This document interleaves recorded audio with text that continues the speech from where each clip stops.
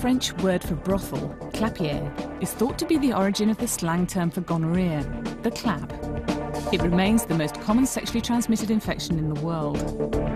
Up to 2/3 of new cases are in young people under the age of 25, many of whom will not know what they have. Gonorrhea has been known about as a bacterial infection for over 150 years. A dose of the clap might not sound that serious, but untreated, gonorrhea can cause both serious and permanent health problems in both men and women.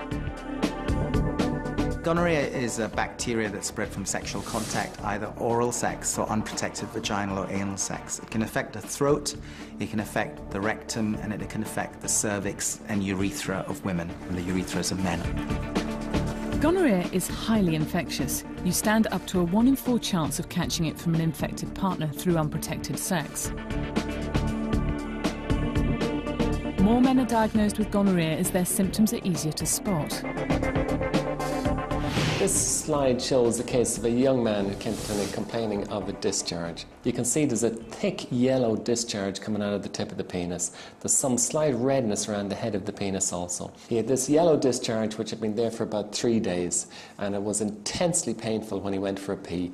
He described it as, "Doc, it's like peeing broken glass." If gonorrhea isn't treated at this stage, the infection can spread up towards the bladder, down the channels which connect with the prostate gland, and into the testicles, where it causes severe inflammation. It can cause epididymal orchitis, inflammation of the tubes around the testicles and the testicles themselves, and it can be a very painful condition. If you're a man, you're quite likely to notice you've caught gonorrhea, but up to 80% of women may not experience any symptoms at all. Gonorrhea is more of a problem for women because they can often have a slight discharge and no discharge at all, and they don't know they've got the infection. And of course then after a while the infection can travel up through the uterus into the fallopian tubes and cause a condition called pelvic inflammatory disease. And that is where the tubes fill with pus and buckle and get all contorted, and then it becomes a really painful acute condition.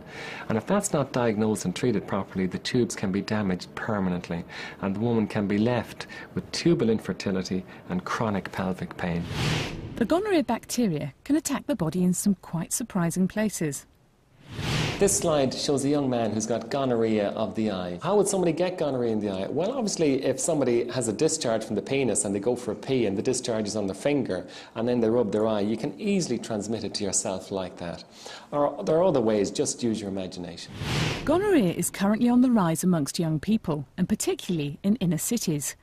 So what can you do to protect yourself? You can either say no, you can say yes, but always with a condom, and you can say, see, oops, we've made a mistake, let's go and get ourselves checked.